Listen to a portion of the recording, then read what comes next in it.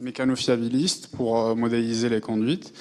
Et en fait, vous n'avez pas vraiment parlé du mécanique lui-même, c'est-à-dire vous êtes passé, enfin, je ne sais pas si vous avez utilisé des formules analytiques ou quoi que ce soit, donc je voulais savoir qu'est-ce que vous avez utilisé pour réaliser cette modélisation.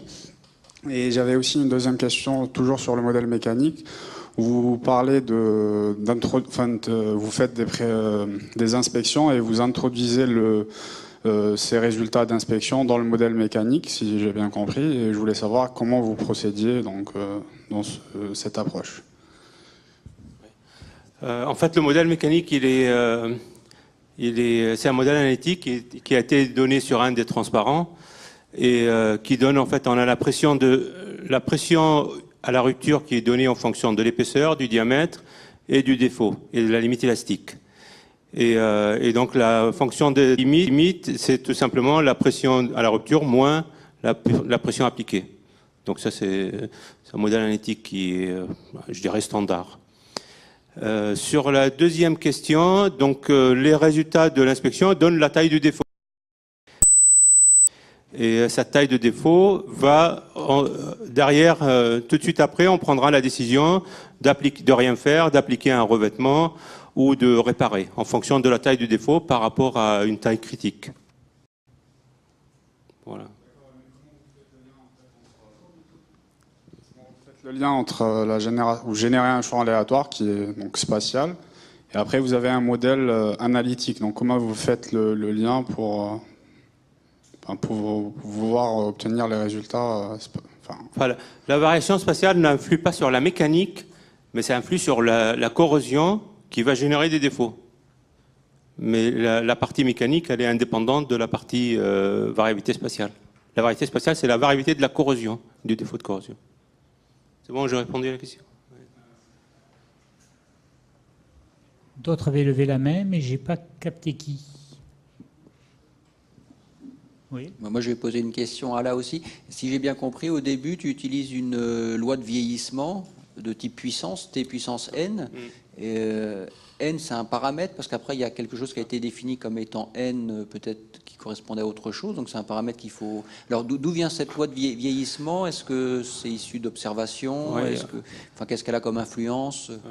En fait, la corrosion va dépendre des propriétés du sol, et notamment de la teneur d'agents agressifs du sol. Nous, on s'est basé sur un rapport américain dans lequel ils ont mesuré des corrosions sur des tuyaux dans des sols différents. Et c'est ce qui nous donne en fait les paramètres K et N qui définissent la loi de puissance de la corrosion. Et ensuite, ce qu'on avait fait, c'était de spatialiser cette variabilité, notamment la variable K. La variable N, on ne l'a pas touchée parce que c'est assez dangereux de toucher l'exposant d'une variable temps, parce que ça diverge très très vite. Donc celle-ci, on l'a maintenue déterministe. Mais bon, c'est tout à fait possible si on a des données de la faire aléatoire. En tout cas, nous, on l'a maintenue déterministe et on avait par contre spatialisé la variable K sous forme de processus de Karnaugh-Love, en se basant sur la moyenne donnée dans les mesures aux États-Unis, par rapport à des sols, différents types de sols. Oui, Younes. C'est une question aussi pour Alain. Je voulais savoir si l'incertitude du résultat d'inspection est pris en compte. Non, pas dans cette étude, mais dans d'autres cas, on l'a pris en compte, mais pas dans cette application. C'est un paramètre assez important qui permet de... Absolument. Le problème, c'est que ça nous augmente le nombre de branches et on a déjà assez. Donc, Ça, c'est vrai.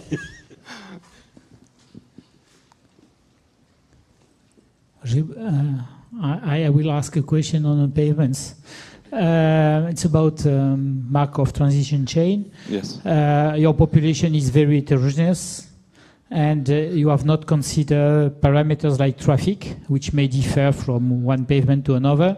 Also, for instance, the thickness of the pavement, which is probably a factor. Would you tell us a little bit more about that, and also about the validity of the probabilities, because you have a sample with a lot of scatter, and you identify transition matrix, but what is the capacity of this matrix to predict what you observe? What is the residual in the if you compare prediction with the matrix to data, does it fit well or not? For the first question, usually the traffic accumulation, equivalent single axle load, is taken into consideration when you design the pavement. It is one of the main parameters that usually used. So when you are going to the site and make inspection or inventory for the condition of the pavement, considering the pavement condition index, this rating, one of the main parameters that are affecting the value of the pavement condition rating is the traffic on the road, in addition to the climatic condition during the year. So it is already taken into consideration, but indirect, not direct, indirect way. The second question, excuse me, I didn't understand. It's about the distance between what is predicted by model and observation. The lack of fit, for instance, of the model. Does it fit well, data, or not? Between Markov chain and we already use the actual data that we have. Yes, but if you want to predict your population with the theoretical parameters, and if you compare, you will have a difference between data set and what you simulate. So what distance between the two? Actually, we didn't predict theoretical data. We predict, we calculate, we predict the pavement condition rating, for example, for 100 year using the transition probability matrix generated from the actual data. Taking into consideration the rating that are proposed by the IQRN method in France.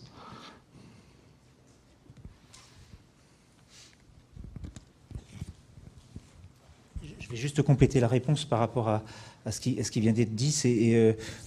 En fait, ce qui a été comparé là, c'est deux méthodes d'évaluation, hein, deux dates et deux périodes d'évaluation pour les mêmes chaînes de Markov. Enfin, on n'a pas les résultats, mais il faut qu'on garde pour la distribution. J'avais une question pour Monsieur Alouache. Sur la méthode alors pour l'évaluation de non pas de la moyenne, mais de l'écart type. Vous avez les incertitudes sur l'écart type qui sont évaluées et vous avez comparé les 4 méthodes et sur la méthode de calibration ça ne fonctionnait pas. Alors, en fait la méthode de calibration elle donne un écart type et pourquoi vous dites que ça ne fonctionne pas? Parce qu'on peut l'évaluer mais il est... Oui, oui, on peut évaluer mais il n'est pas fiable parce que si vous regardez toutes les valeurs estimées, elle est très loin de notre valeur référence. Donc, par exemple, ici, l'écart type, il est 6 mégapascales. Par contre, l'estimation, elle est 2. Donc, c'est rien. C'est 2 par rapport à 6. Ce n'est pas une estimation. Il n'y a pas de fiabilité avec cette estimation. C'est ce que je n'avais pas vu sur votre transparent. En fait, c'est le shift sur la valeur elle-même. Oui, c'est le shift. Okay.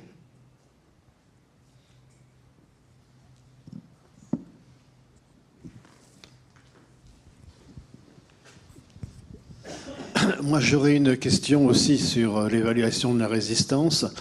Vous avez considéré toutes les mesures, chacune des mesures, comme des variables indépendantes.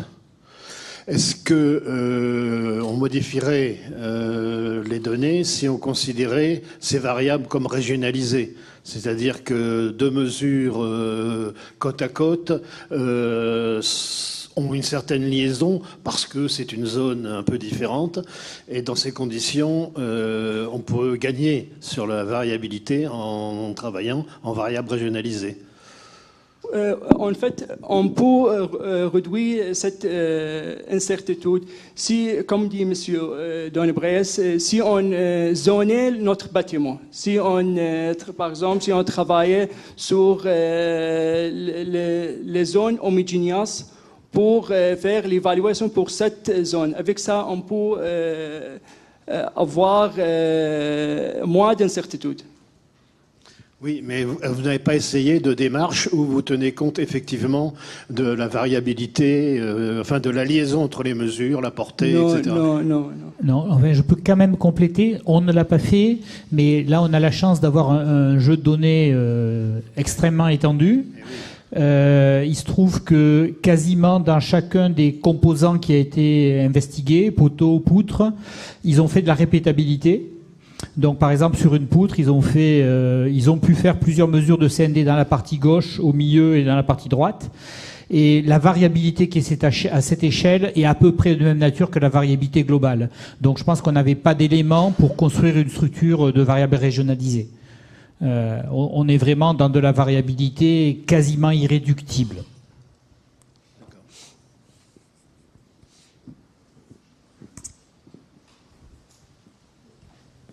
J'avais une question pour Ala. C'était deux questions en fait. C'était quel modèle a été mis pour le comportement post-réparation quand on fait juste la peinture. Et puis deuxième question, c'est en fait à la fin on a un optimum mais on n'a pas de minimum. Et je pense que c'est dû simplement au coût d'inspection qui est très faible devant le reste. Je voulais savoir si tu confirmais. Oui, en fait, par rapport au revêtement, donc ce qu'on suppose, c'est que le revêtement protège complètement les tuyaux de la corrosion, que le revêtement, parce que le revêtement lui-même a une loi de dégradation. Ce que j'avais pas.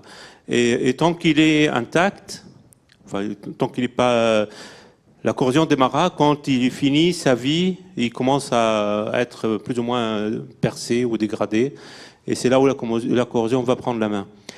Donc ça, c'est par rapport au modèle de l'impact de la corrosion en elle-même, du revêtement. Pour la deuxième question, c'est quoi déjà ? Oui, le minimum.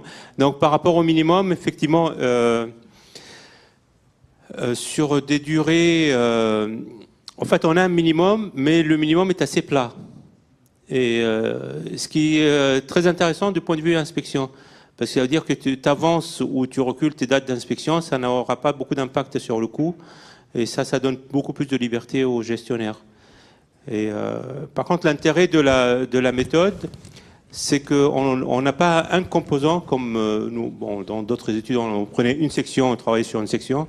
Là, on peut vraiment, sur toute la ligne, planifier les segments à inspecter à chaque moment. Et donc, on peut avoir les équipes qui inspectent des zones en fonction de l'échéance.